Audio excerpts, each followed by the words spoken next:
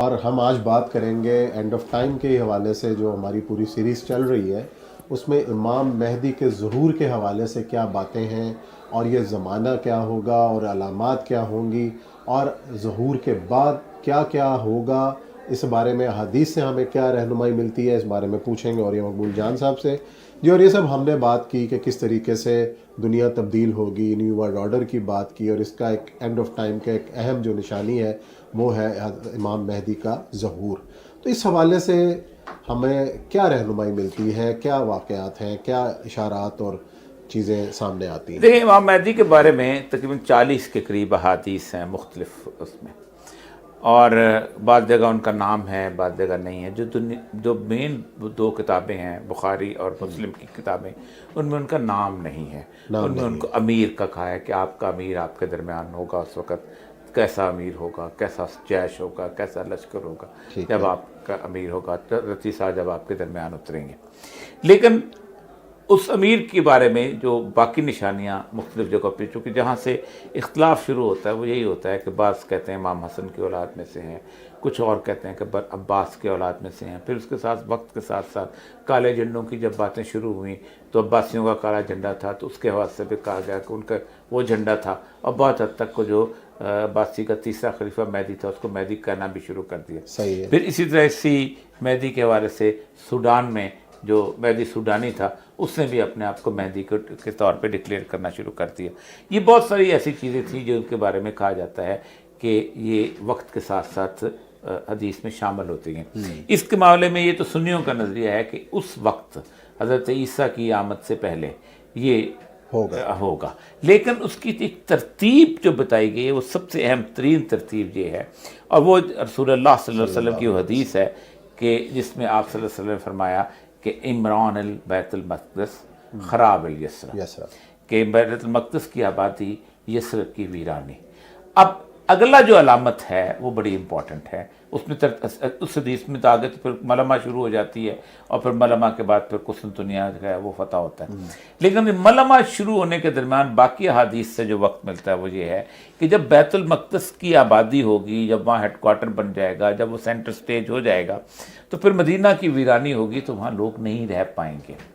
تو آپ صلی اللہ علیہ وسلم نے جو مسلم بخاری اس کی مسلم کی حدیث میں کہ ایک شخص وہاں پر سے بھاگ کے مکہ آ جائے گا، مدینہ سے بھاگ کے مکہ جائیں گے۔ اس کا مطلب یہ ہے کہ مکہ میں ریفیوج اویلیبل ہوگی، اچھا، اور مدینہ میں نہیں ہوگی اس وقت۔ بھاگ کے جب مکہ آ جائے گا تو اس وقت جنگ چھڑی ہوگی، ارد گرد دنیا پوری کے اندر بہت مسائل بنے ہوں گے۔ وہ ساری جو علامتیں ہم نے بتائی ہیں آپ کو کہ 80 جھنڈے لے کے حملہ آور ہو رہے ہوں گے اور سب کچھ، تو اس وقت حالت یہ ہوگی کہ اس شخص کو لوگ پہچان لیں گے مکہ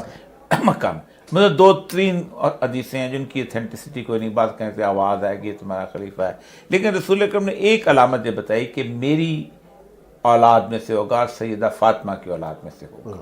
ٹھیک۔ اور اس کے بارے میں ایک اور بھی کہا کہ اس کا نام محمد ہوگا اور باپ کا نام عبداللہ ہوگا، یہ بھی آپ نے بتایا۔ لیکن اس کے علاوہ حلیہ بھی بتایا کہ اس طرح کی شکل و صورت ہوگی، یہ سب کچھ یہ بھی آپ نے بتایا اس کے حساب سے۔ تو یہ ساری، لیکن امیر ہوگا، دنیا اس کو کہیں گی کہ آپ قیادت کریں۔ اس کا مطلب یہ ہے کہ وہ شخص ایک جانتا ہوا، مطلب کہ نون پرسنالٹی ہوگی، اور وہ کہے گا کہ میں یہ ذمہ داری نہیں لینا چاہتا۔ لیکن لوگ ان کو پکڑ کے رکن یمانی اور ملتزم جو ہے جہاں حجر اسود ہے اس کے درمیان اس کو بٹھائیں گے، ان کی بیعت لے لیں گے۔ اچھا، جس وقت وہ یہ کر رہے ہوں گے تو کہا جاتا ہے کہ شام میں ایک ایسی حکمرانی ہوگی وہاں پر جو بنو کلب کی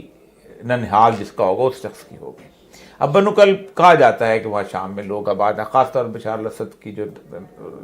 ننہال ہے اس کو کہتے ہیں کہ بنو کلب سے، لیکن کچھ کہا نہیں جاتا، ہو سکتا یہ نہ ہو، ہم ایسے غلط کسی بارے میں بات کریں۔ لیکن شام میں جو حکمران ہوگا اس کے بارے میں ایک اور حدیث ہے، وہ اتنی اوتھینٹک نہیں ہے، لیکن وہ کہا جاتا ہے کہ وہ اپنے آپ کو سفیانی کہے گا۔ لیکن اس کے ساتھ چونکہ ایک بڑی غلط سی حدیث ساتھ آ گئی ہوئی ہے جس سے سب سمجھاتا ہے کہ جھوٹی حدیث ہے کہ وہ خالد بن یزید کی اولاد میں سے ہوگا۔ تو رسول اکرم کے زمانے میں تو یزید پیدا نہیں ہوا تھا، خالد بن یزید کی طرف سے آ جائے گا، ٹھیک ہے۔ تو مطلب یہ ہے کہ وہ ایک بڑی کھڑی ہوئی حدیث لگتی ہے، اور ذرائع کے حساب سے بھی، تو اس کا مطلب یہ ہے کہ وہاں کوئی جو بھی حکمران ہوگا، بے شک وہ سفیانی ہو یا نہ ہو، وہ امام مہدی کے مقابلے پہ ایک لشکر کو تیار کرے گا، اچھا روانہ کرے گا، اور اس لشکر جب روانہ ہوگا تو کہے گا کہ یہ ایک مدینہ میں اکٹھے ہو رہے ہیں اور یہ ہم نے تو ان کو تباہ کر دیا تھا، کہاں یہاں میں یہ کر دیا تھا، ان کو وہاں جا کے پکڑا جائے۔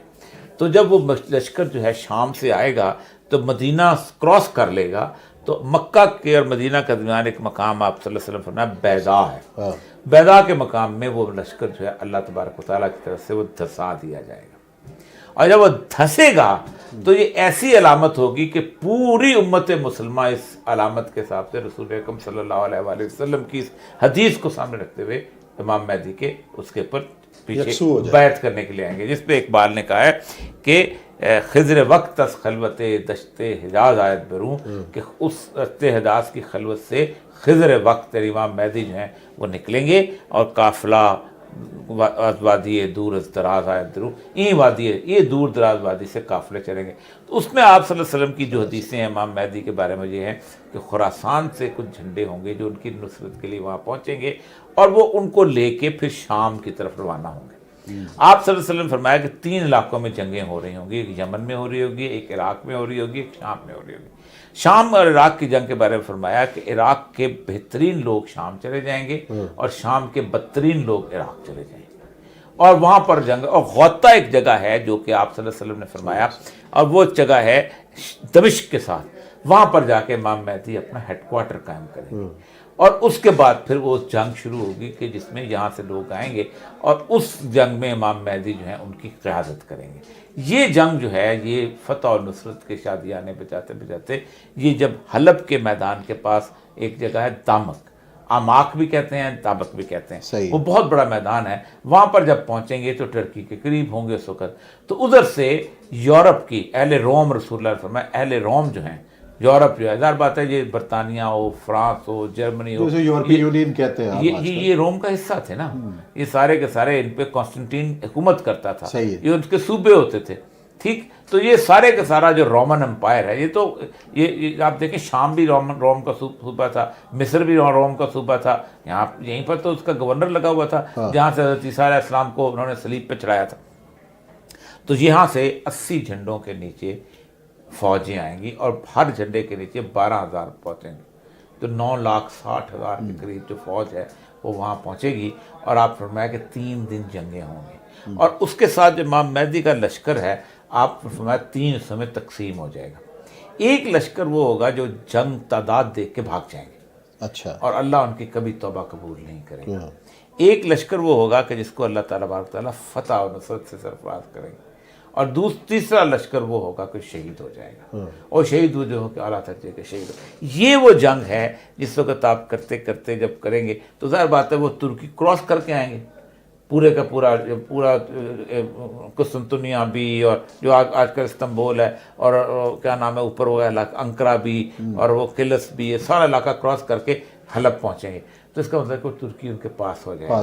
تو مسلمان اب پہنچیں گے وہاں پر۔ جس وقت مسلمان وہاں پہنچیں گے تو ترکی فتح کرتے کرتے آپ صلی اللہ علیہ وآلہ وسلم نے فرمایا کہ آخری جو مارکہ ہوگا امام مہدی کا وہ یہ ہوگا کہ وہ قسطنطنیہ کے گھیر لیں گے، اور ایک نعرہ بلند کریں گے نعرہ تکبیر، تو آدھا شہر ان کے پاس آ جائے گا، اور دوسرا نعرہ بلند کریں گے نعرہ تکبیر، تو آدھا شہر تو بغیر لڑے جو فتح ہو جائے گا۔ تو جیسے ہی وہ لڑے ہوئے بغیر فتح ہوگا تو اچانک آواز آئے گی کہ اصفہان سے 70,000 یہودیوں کے ساتھ دجال نکل آیا۔ اچھا، تو وہاں سے وہ دجال نکلے گا غصے کے عالم میں، کیونکہ دجال ابھی تک قید ہے۔ رسول اللہ علیہ وسلم کی جو حدیث ہے تمیم داری والی حدیث، ایک شخص تھے تمیم داری، وہ ان کا قافلہ جو تھا سرائے سمندر سفر میں بھٹک گیا، اور 2-3 مہینے کے بعد واپس آئے، تو وہ آ کے انہوں نے رسول اکرم صلی اللہ علیہ وسلم کو بتایا کہ میں نے وہاں ایک شخص دیکھا ہے کہ جو ایک جزیرے کے اندر قید ہے، اور اس کے بال اتنے زیادہ ہیں کہ اس کو سامنا اور اگلا اور پچھلا پہچانا نہیں جاتا۔ تو میں نے اس سے پوچھا تم کون ہو؟ تو اس نے کہا کہ میں دجال ہوں، اور میں ابھی مجھے زنجیروں میں جکڑا ہوا ہوں، وقت آئے گا تو مجھے کھولا جائے گا تو میں باہر آؤں گا۔ تو آپ صلی اللہ علیہ وسلم نے تمام صحابہ کو جمع کیا اور کہا اس بندے کی بات سنو، یہ بندہ ٹھیک کہہ رہا ہے۔ اسی لیے رسول اللہ صلی اللہ علیہ وسلم نے فرمایا کہ دجال وہ فتنہ ہے کہ جس فتنے سے آدم علیہ السلام سے لے کے اب تک تمام انبیاء گئے اپنی امتوں کو ڈراتے رہیں، وہ نکلے گا اور وہ پھر مسلمانوں کو جو ہے وہ پھر مارنا شروع کرے گا، کرتا کرتا کرتا ایک لیول یہ آئے گا کہ مسلمان جو ہیں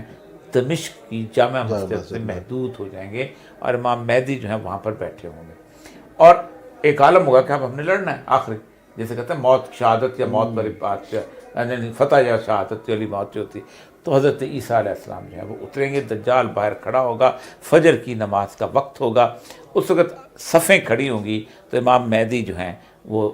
نماز پڑھانے والے ہوں گے، تو حضرت عیسیٰ اتریں گے، تو حضرت عیسیٰ جو ہیں وہ پھر کہیں گے آپ نماز پڑھائیں، کیونکہ یہ امت کو سعادت حاصل ہے کہ میں تو آپ کی امتی کی حیثیت سے آیا، اور رسول اللہ صلی اللہ علیہ وسلم۔ اس نماز کے بعد احادیث میں امام مہدی کا کوئی ذکر نہیں ہے، یہاں امام مہدی کا رول ختم ہو جائے گا، پھر سیدنا عیسیٰ علیہ السلام جو ہے وہ آگے آئیں گے۔ اب وہ کتنی حکومت کرتے ہیں اس کے بارے میں رسول اللہ نے فرمایا کہ ایک ایسا خلیفہ آئے گا میری امت کا کہ جو لب لب لوگوں کو مال بھرے گا اور لوگ سیر ہو جائیں گے، زمین جو ہے اپنے خزانے سارے ابل دے گی، یعنی وہ جو دور ہے جو کہ 30-40 سال کا یا 15 سال کا، بلکہ بعض جگہ حدیث میں 7 سال کا ہے، جس کے بعد پھر دجال نکلے گا اور سب کو، وہ اتنا خوشحالی کا دور ہوگا کہ جس کی حساب ہی نہیں۔ اچھا، اور یہ سب جب حضرت امام مہدی جو ہیں ان کا جو دور آخری ہے، جیسے آپ کہہ رہے ہیں کہ جامع مسجد دمشق کی، کہ اسی وقت فجر کے وقت حضرت عیسیٰ علیہ السلام کی آمد ہوگی اس دنیا میں، تو پھر جو ہے دجال کے ساتھ جو مقابلہ ہوگا ان کا، جو باہر جو گھیرا ڈالے ہوئے ہیں، یہ ہے نا کہ جس ہوگا یہ کہ جس وقت امام مہدی کی حکومت قائم ہو جائے گی تو پھر اصفہان سے نکلے گا وہ نا، ٹھیک ہے، جب وہ اصفہان سے نکلے گا تو پھر مسلمانوں کو شکست دینا شروع ہوگا، یہود اس کے ساتھ ہوں گے، وہاں بڑھ جائیں گے جامع مسجد بڑھ تک، جائیں گے، اور وہ باہر گھیرا ایون ہوگا بیت دجال المقدس میں بھی وہ آ جائیں گے، یہودی آ جائیں گے، سارے کچھ اس کے بعد اس شکست کو فتح میں بدلنے کے لیے حضرت عیسیٰ اتریں گے، اور پھر دجال جو ہے وہ جو مٹھی بھر لوگ ہوں گے جامع مسجد میں، وہ حضرت عیسیٰ کو کہتے ہیں کہ حضرت عیسیٰ جب دجال کو دیکھیں گے تو دجال نمک کی طرح پگھل جائے گا، پگھلتا پگھلتا بھاگے گا، بھاگ جائے، اور مقام لطف کے مقام پر جہاں آج کل اسرائیل کا تل ابیب ایئرپورٹ ہے وہاں پر جا کے آپ اس کو قتل کر دیں گے، اور یہ وہ وقت ہوگا کہ دنیا کی ہر پتھر، اینٹ، درخت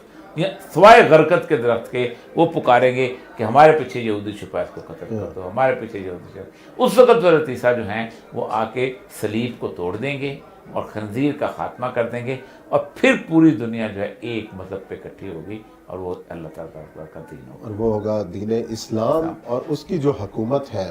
وہ بارے میں کہا جاتا ہے کہ وہاں شادی کریں گے،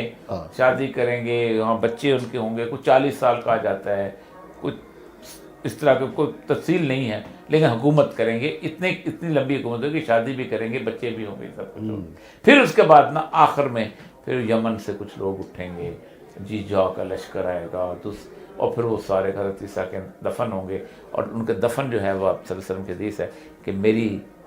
قبر کے ساتھ ایک جگہ جو ہے، وہ سیدہ عائشہ جو تھیں انہوں نے کہا تھا کہ یہ اب جگہ جو ہے حضرت عیسیٰ کے لیے، تو وہاں دفن ہوں گے۔ اچھا۔